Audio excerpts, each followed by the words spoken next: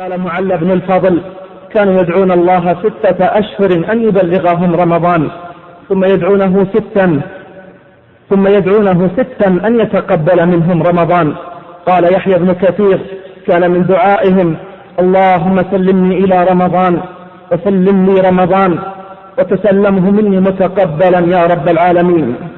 فأهلا رمضان، أهلا بشهر طيب مبارك كريم، فيه إنزل القرآن والكتب السماوية، فيه الشفاعة بالصيام والقرآن، فيه التراويح والتهجد، فيه التوبة وتكفير الذنوب، فيه تصفد الشياطين وتغلق أبواب الجحيم وتفتح أبواب الجنان، فيه الجود والإحسان والعتق من النيران، فيه الصبر والشكر والدعاء والثناء على رب الأرض والسماء، فيه مضاعفة الحسنات وليلة القدر، فيه الجهاد والانتصار. فكيف لا يفرح المؤمن بشهر هذا؟ بعض ما فيه بين الجوانح في الأعماق سكناه، فكيف أنسى ومن في الناس ينساه؟ وكيف أنسى حبيبا كنت في صغري أسير حسن له جلت مزاياه، ولم أزل في هواه ما نقضت له عهدا ولا محت الأيام ذكراه. وفي كل عام لنا لقيا محببة يهتز كل كيان حين ألقاه، بالعين والقلب بالآذان أرقبه، وكيف لا وأنا بالروح أحياه. والليل تحلو به اللقيا وأن قصرت ساعاتها أحيا لها وأحلاه، فنوره يجعل الليل البهيم ضحا، فما أجل وما أجلى محياه.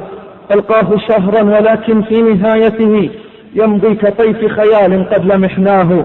في موسم الطهر في رمضان الخير تجمعنا محبة الله لا مال ولا جاه، من كل ذي خشية لله ذي ولع بالخير تعرفه دوما بسيماه. قد قدروا موسم الخيرات فاستبقوا، والاستباق هذا المحمود عقباه. صاموه قاموه إيمانا ومحتسبا، أحيوه طوعا وما في الخير إكراه. وكلهم بات بالقرآن مندمجا كأنه الدم يسري في خلاياه. فالآذان سامعة والعين دامعة والروح خاشعة والقلب أواه. عن رجاء بن حيوة عن أبي أمامة: أنشأ رسول الله صلى الله عليه وسلم جيشا، قال: فأتيته فقلت: يا رسول الله ادعو الله لي بالشهادة. قال: اللهم سلمهم وغنمهم. قال: فغدونا فسلمنا وغنمنا، حتى ذكر ذلك 3 مرات. قال: ثم أتيته فقلت: يا رسول الله إني أتيتك تترى 3 مرات أسألك أن تدعو الله لي بالشهادة.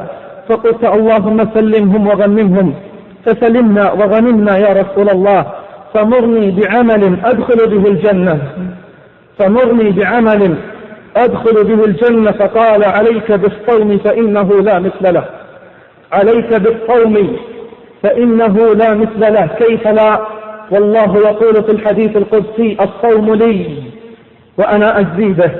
قال: فكان أبو أمامة لا يرى الدخان في بيته نهارا إلا إذا نزل بهم ضيف، فإذا رأوا الدخان نهارا عرفوا أنهم قد اعتراهم ضيف.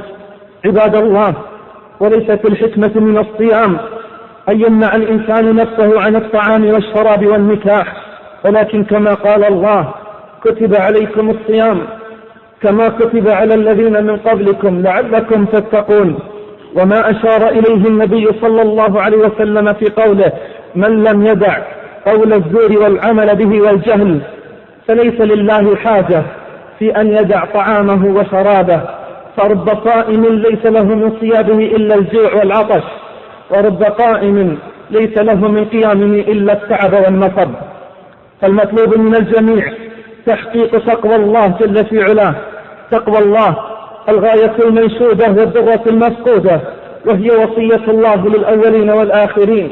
قال جل في علاه: ولقد وصينا الذين أوتوا الكتاب من قبلكم وإياكم أن اتقوا الله. وقال صلى الله عليه وسلم: اتق الله حيثما كنت. والتقوى عباد الله في أبسط معانيها فعل المأمور وترك المحظور. فهل ترانا حققنا هذا بصيامنا؟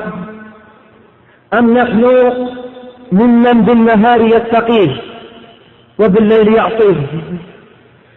هل حققنا بصيامنا تقوى الله أم نحن ممن بالنهار يتقيه وبالليل يعصيه؟ كتب عمر بن عبد العزيز إلى رجل: أوصيك بتقوى الله عز وجل التي لا يقبل غيرها ولا يرحم إلا أهلها ولا يثيب إلا عليها، فإن الواعظين بها كثير والعاملين بها قليل. جعلني الله وإياك من المتقين.